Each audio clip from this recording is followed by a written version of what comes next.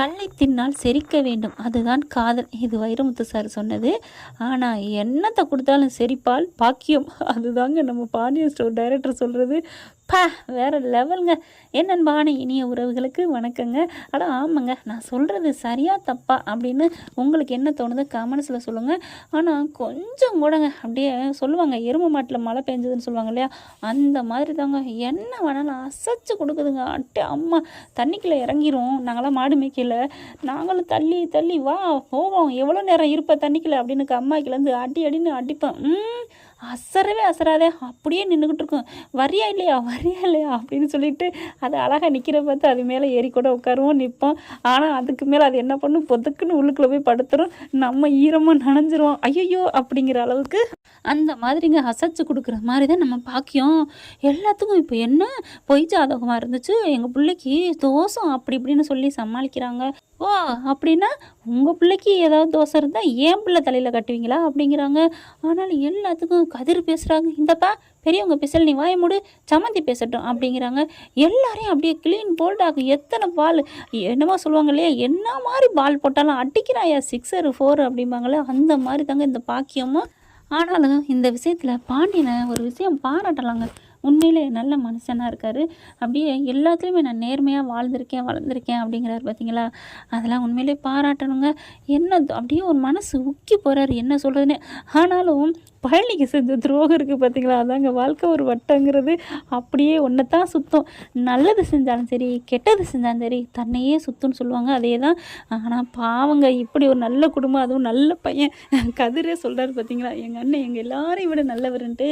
அதுக்கு தான் வச்சு செய்கிறாங்க. அடுத்து பார்க்குறாங்களா ராஜி மீனாவும், சரி குழலி போட்டு அளப்புது, வேற ஏதாவது வச்சுருக்கீங்களா உண்மை பொய் அப்படின்னு கேட்க, வேற எந்த பொய்யும் இல்லை ஏக்கா. இந்த உண்மை தெரிஞ்சுனா என்ன ஆகும், இந்த 2 பொய்யோடு இருந்தால் பாவமாகவும் இருக்குது நம்ம அக்காவை பார்க்க. இப்போ தங்க நகையும் போலி நகைன்னு சொன்னால் என்ன ஆகும் அப்படிங்கிற கதிர் வராரு.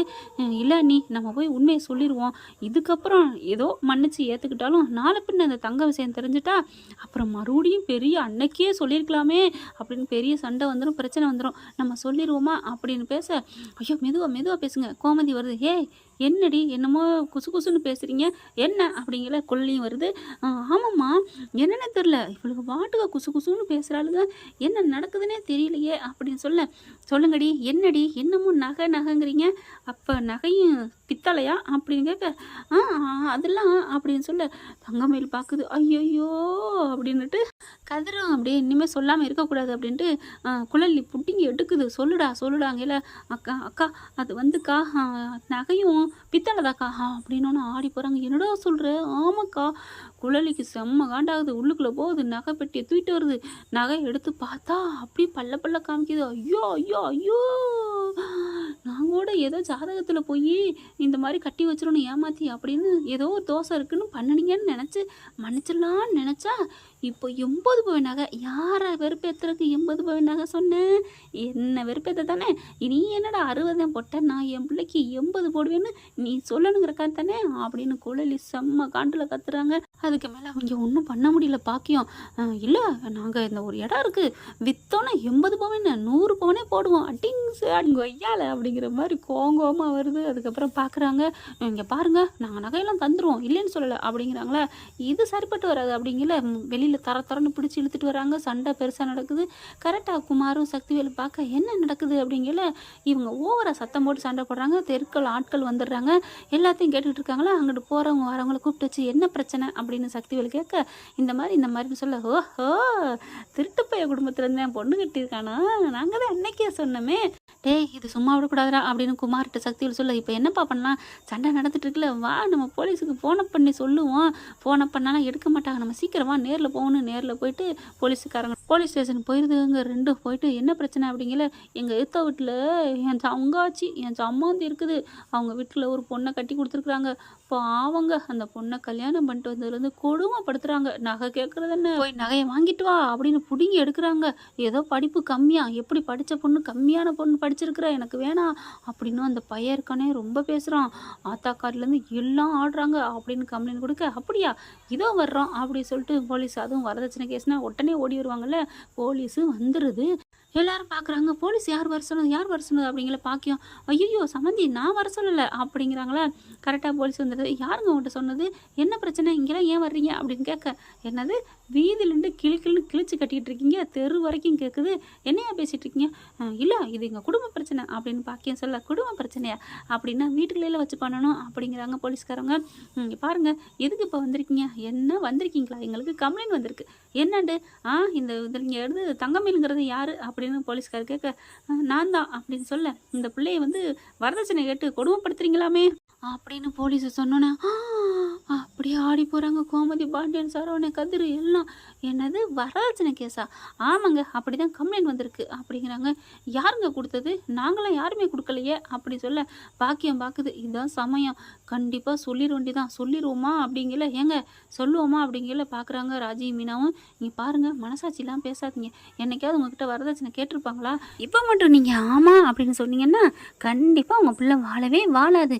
ஏதோ பிள்ளை நல்ல பிள்ளையா இருக்குது பாவம் அப்படி இப்படின்னு சொல்லி வாழ வச்சிடலாம். ஆனால் இந்த மாதிரி கம்ப்ளைண்ட் கொடுத்தீங்கன்னா அவங்க உள்ளர போயிட்டா கண்டிப்பாக சரவண மாமா உங்கள் பொண்ணை ஏற்றுக்காது. நீங்கள் தான் அந்த போலீஸ்காரங்கள ஏதாவது சொல்லி அனுப்புறீங்க அப்படின்னு ஒன்று பாக்கியம் பார்க்குது. ஆமாம் இல்லை அப்படின்ட்டு, சார் யார் சார் என் பொண்ணை கொடுமைப்படுத்துகிறாங்க நான் உங்கள்கிட்ட சொன்னது அப்படின்னு கேட்க, சார் யார் சார் என் பொண்ணை இந்த மாதிரி கொடுமைப்படுத்துகிறாங்க வரதட்சணை கேட்குறான்னு உங்களுக்கு கம்ப்ளைண்ட் கொடுத்தது அப்படின்னு கேட்க, என்னம்மா வந்திருக்குமா இங்கேயும் சண்டை நடந்துட்டுருக்குல்ல, யாரோ தான் எங்களுக்கு சொன்னாங்க, ஃபோன் வந்துச்சு.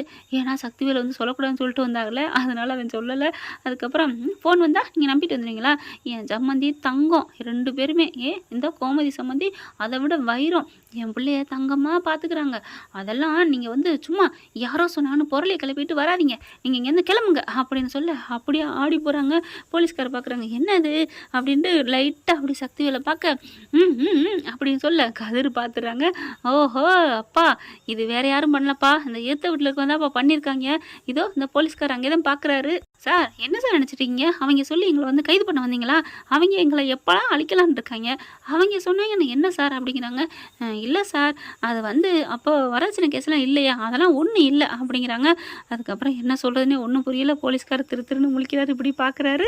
இனிமேல் என்ன நடக்க போகுது? பொண்ணை வச்சுக்கிறேன்னு சொல்ல போகிறாங்களா, இல்லை இப்போதைக்கு வேணாம் சரவணை என்ன சொன்னாலும் முடியவே முடியாது, நீ இவளை கூட்டிகிட்டு போறீங்களா இல்லையா, இல்லைன்னா நான் வீட்டை விட்டு போயிடுவேன் அப்படின்னு ஒத்த கல்ல ருத்திர தாண்டவம் ஆட போகிறாரு. பார்க்கலாம் ஃப்ரெண்ட் என்ன நடக்க போகுதுன்னு. இந்த பதிவு உங்களுக்கு பிடிச்சிருந்துச்சுன்னா உங்கள் பொண்ணான கையில் ஒரு லைக்கை போட்டு சப்ஸ்கிரைப் பண்ணிடுங்க. Thank you friends.